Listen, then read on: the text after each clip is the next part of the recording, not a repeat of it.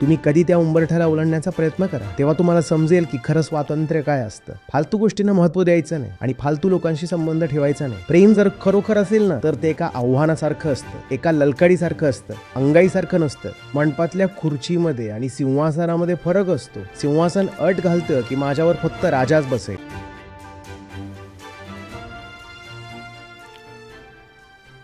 तुम्ही स्वतंत्र आहात हे तुम्हाला कसं समजणार? तुम्हाला कसं कळणार की तुम्ही स्वतंत्र आहात?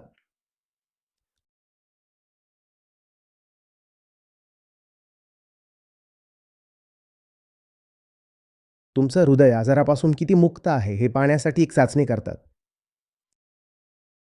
ज्याला स्ट्रेस ईसीजी म्हणतात. जेव्हा तणाव येतो तेव्हाच कळतं की तुमची खरी स्थिती काय आहे. तुम्ही आयुष्यात काही तणाव जाणत नसाल तर तुम्हाला तुमची स्थिती कशी कळणार? बरेच लोक फक्त यासाठी मरतात कारण त्यांच्या आयुष्यात कोणतीही कष्टाची शारीरिक हालचाल नसते. त्यांना आतून आजार जडलेले असतात जे शेवटच्या टप्प्यापर्यंत पोहोचतात. पण तुम्ही तुमच्या शरीराकडून फक्त 10%च काम घेत असाल आणि आजाराने तुमची 80% क्षमता संपवली असेल, तरी तुमचं शरीर काम करत राहील कारण तुम्हाला ते समजणारच नाही. लक्षात येतंय का? पण जो माणूस आपल्या शरीराकडून 80% काम घेतो, त्याला आजाराचा लगेच पत्ता लागतो. नाहीतर असं होऊ शकतं की तुम्हाला फुफ्फुसाचा कॅन्सर असेल आणि एकदम शेवटच्या क्षणी तुम्हाला ते कळेल. कारण तुमचा श्वास तर चालत होता. श्वास थांबायला केव्हा सुरुवात होते? जेव्हा फुफ्फुसं पूर्णपणे निकामी होतात. पण जर तुम्ही रोज सकाळी 5 किलोमीटर धावत असाल, तर फुफ्फुसाचा कॅन्सर लगेच लक्षात येईल. अगदी सुरुवातीलाच. कारण तो धावताना अडथळा निर्माण करेल. तुम्ही किती स्वतंत्र आहात? स्वतंत्र म्हणजे मी इथं स्वास्थ्य किंवा स्वस्थ असा अर्थ घेतोय. तुम्ही किती स्वतंत्र आहात हे तेव्हाच कळेल ना, जेव्हा तुम्ही बेड्यांना आव्हान द्याल. जो आव्हानच देत नाही त्याला काय कळणार? मी एकदा म्हटलं होतं, जर तुम्ही तुमच्या मर्जीने चालत असाल, तर थांबून दाखवा. तुमच्या चालण्यात किती स्वातंत्र्य आहे हे आत्ताच कळेल. जरा थांबून दाखवा.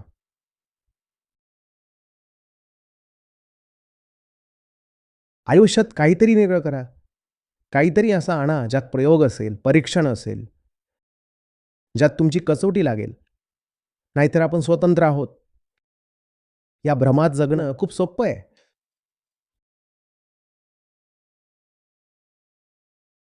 तुरुंगात असलेला कैदीसुद्धा जर तुरुंगाचे सगळे नियम पाळत असेल, तर तो स्वतंत्रच आहे ना. त्याला कोण अडवायला येतं? उलट चांगल्या वागणुकीसाठी कैद्यांचं कौतुक होतं. तुरुंगातला कैदीसुद्धा स्वतःला खूप स्वतंत्र समजू शकतो, जर तो जेलरला हवं तसंच वागला तर. तुम्हाला कसं माहिती तुम्ही स्वतंत्र आहात? कधी काही नियम कायदे तोडून तरी दाखवा.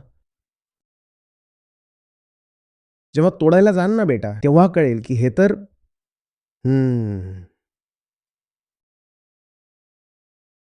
हे तर स्वातंत्र्य कुठेच नव्हतं. आपण तितकेच स्वतंत्र आहोत, जितकी खुंट्याला बांधलेली गाय. आपल्या परिघात ती पूर्ण स्वतंत्र आहे. इथं जा, हे घ्या, तुम्ही इथं बसा. ही तिची लक्ष्मण रेषा आहे गायीची. गायीने विचारलं स्वातंत्र्य काय आहे? तर तिला सांगितलं गेलं, स्वातंत्र्य म्हणजे तू इथेही बसू शकतेस, तिथेही बसू शकतेस, इथंही आणि तिथंही. म्हणूनच हा एक शब्द आहे बियॉन्ड. गायीने विचारलं, मी याच्या पलीकडे जाऊ शकते का? तर पटदिशी एक फटका बसला. याच्या आत तुला पूर्ण स्वातंत्र्य आहे. हे कर, ते कर, तू काहीही कर. अरे पण कधी या मर्यादांना आव्हान देऊन बघा, मग कळेल की प्रकरण किती स्वतंत्र आहे.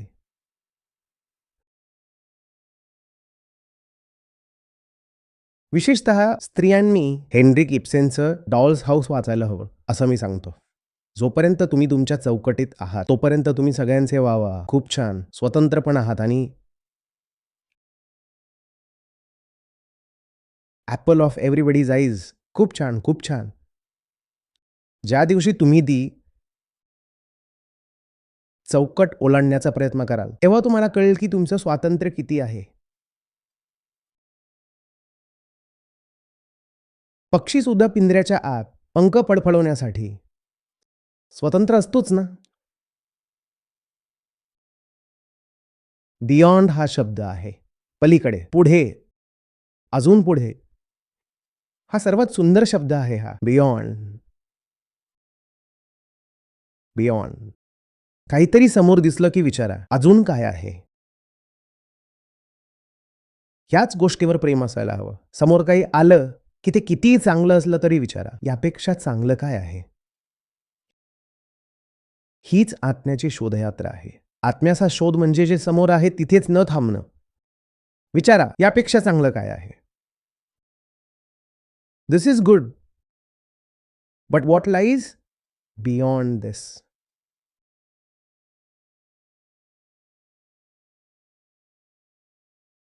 मी पुन्हा सांगतोय, अध्यात्माचं जे रूप आपल्यासमोर मांडलं गेलंय ना, ते खूप दूषित आहे. आपल्याला काही गोष्टी सांगितल्या जातात. उदाहरणार्थ, ॲक्सेप्ट व्हॉट इज. या गोष्टी अध्यात्माच्या पूर्णपणे विरुद्ध आहे. अध्यात्माचा अर्थच असा आहे की नेव्हर, नेव्हर ॲक्सेप्ट. कारण जे समोर आहे ते तर तुम्हाला माहिती आहे ना. तुमच्याच दूषित अवस्थेची सावली आहे.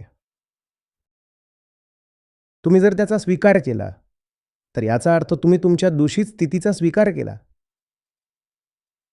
नाही, सतत नकार. जर समोर आहे तशी आपली स्थिती स्वीकारली असती, तर नकाराची गरजच पडली नसती. ऋषींनी सगळं स्वीकार केलं असतं, तर नेती कुणी केली असती? मग तर जे आहे तेच ठीक आहे असं म्हटलं असतं. नेती कशाला?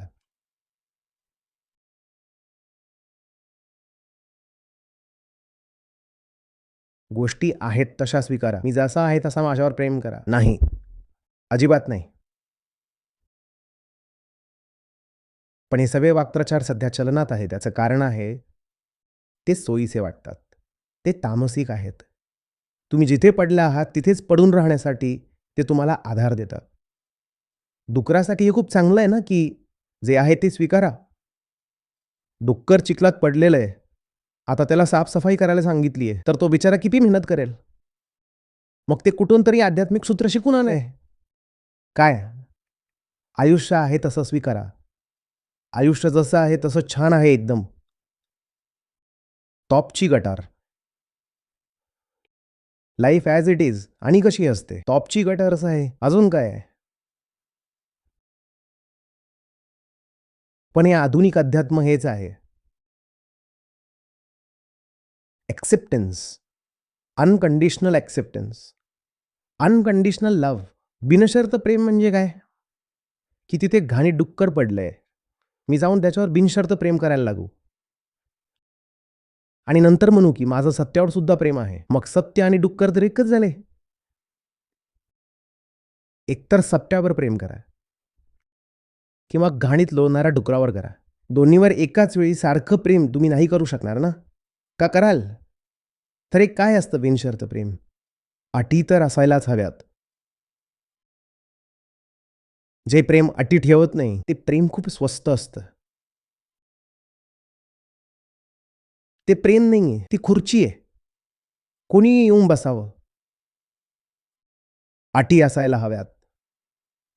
मंडपातल्या खुर्चीमध्ये आणि सिंहासनामध्ये फरक असतो. सिंहासन अट घालतं की माझ्यावर फक्त राजाच बसेल. आणि रेल्वे प्लॅटफॉर्मवरची खुर्ची कोणती अट ठेवत नाही. अट असायलाच हवी. नाहीतर तुमच्या आयुष्यात कधी राजा येणारच नाही. राजा फक्त सिंहासनावरच मिळतो ना. प्लॅटफॉर्मवरच्या खुर्चीवर तो मिळत नाही. जो अट ठेवणार नाही त्याला मग तेच भेटेल. General platform. कोणीही येऊन बसत राहील.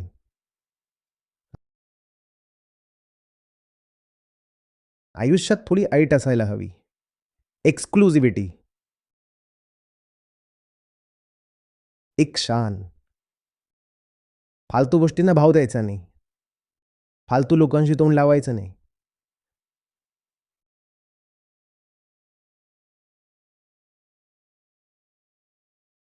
तू का फालतू आहेस? मी तुझा अपमान करत नाहीये. मी तुला प्रेरणा देतोय. कारण मला माहिती आहे तुझ्यामध्ये सुद्धा तीच क्षमता आहे जी एखाद्या थोर व्यक्तीमध्ये असते. तू तुझी क्षमता का साकार करत नाहीस? आणि जोपर्यंत तू तुझ्यातली क्षमता साकार करत नाहीस, तोपर्यंत मी तुला स्वीकारणार नाही. अट ठेवण्याचा अर्थ असा नाही, की मी कोणाला कमी लेखतोय. अट ठेवण्याचा अर्थ असा आहे, की मी त्याला सांगतोय, की तू जे होऊ शकतोस, त्यापेक्षा खूप खाली जगतोयस. मला वाटतं तू वर उठावंस, म्हणूनच मी अट ठेवतोय. काही नाही. दुसऱ्याला बिनशर्त स्वीकारण्यात किंवा स्वतःच्या स्थितीला बिनशर्त स्वीकारण्यात आपला स्वार्थ आहे. काय? जर त्याला म्हटलं, की तू बदल, तर आपल्याला सुद्धा बदलावं लागेल ना. तू पण बदलू नकोस आणि मी पण बदलणार नाही. तू तिथे लोळ, मी इथे लोळतो. दोघांनी एकमेकांना बिनशर्त स्वीकारलंय.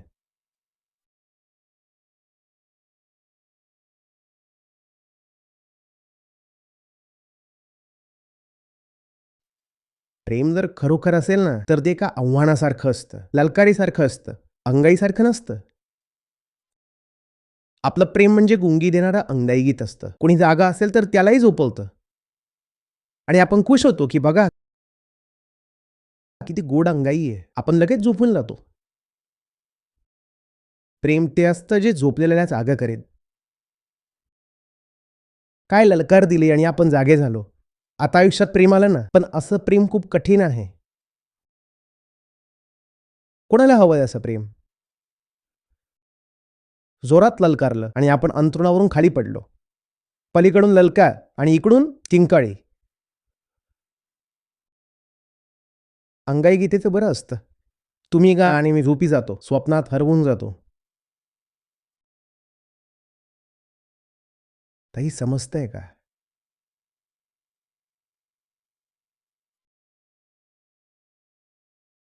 की स्वतः महान न बनता फक्त महान लोकांचा उत्सव साजरा करायचा आहे. कोणता उत्सव आहे ज्यात आपण मेंढरं, गाई-गुरांसारखे बसतो आणि म्हणतो, की फक्त ते लोकच महान होते. त्यांना किती वाईट वाटत असेल, की तुम्ही आम्हाला थोर म्हणताय, पण तुम्ही स्वतः काय आहात? तुम्ही सुद्धा तेच होऊ शकता जे आम्ही झालो. मग तुम्ही असे का बनून राहिले आहात?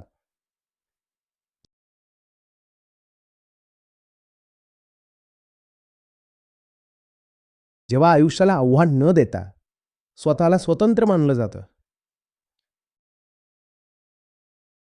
तेव्हा त्याला अध्यात्म नाही तर पलायन म्हणतात.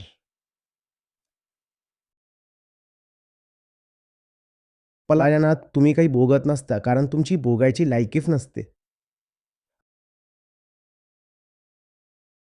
आणि अध्यात्मात तुमच्याकडे पूर्ण क्षमता असते. आयुष्यातील प्रत्येक आव्हानाशी लढायला तुम्ही तयार असता.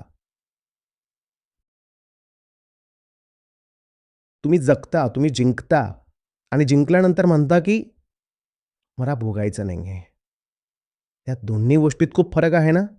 एक जण यासाठी भोगत नाहीये कारण त्याची कधी वेळच आली नाहीये आणि दुसरा यासाठी भोगत नाहीये कारण त्याला त्याची गरज नाहीये. एक भोगत नाहीये कारण त्याची पात्रता नाही, योग्यता नाही आणि दुसरा भोगत नाहीये कारण त्याला भोगण्याची गरज वाटत नाही. तो म्हणतोय, बाहेर 6 फुटाची गोष्ट आहे. आत 5.5 फुटाची गोष्ट आहे. कशासाठी भोगू? आणि अध्यात्माने अशा लोकांना खूप आकर्षित केलंय.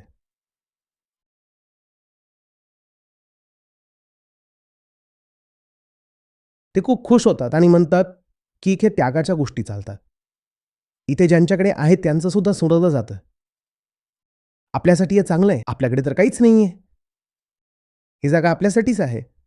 चला सत्संगात जाऊन बसूया. असं नसतं.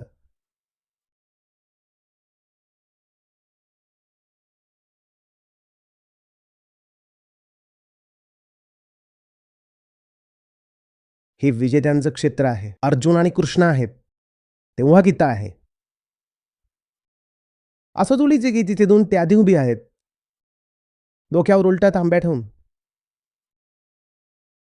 एकदम मरगळलेले. एक 35 किलोचा, तर एक 45 किलोचा. त्यांच्यात कधी गीता निर्माण होईल का?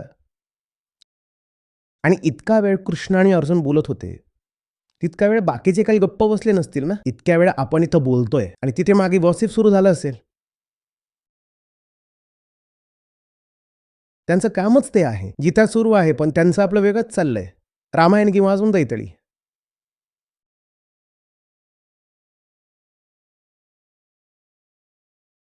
ते बोलतही असतील तर काय बोलत असतील? त्याच त्यांच्या छोट्या गोष्टी.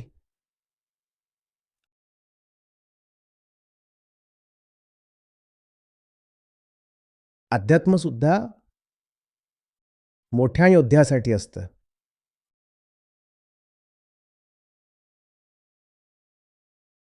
मोठी लढाई स्वीकारा. तेव्हाच तुम्ही गीतेला मनापासून अनुभवू शकाल.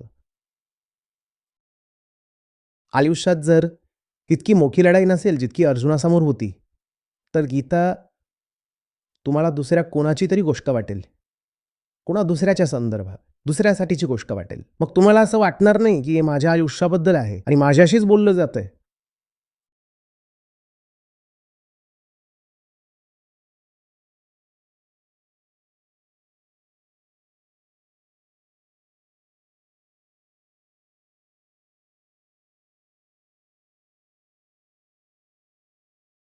समजतंय का?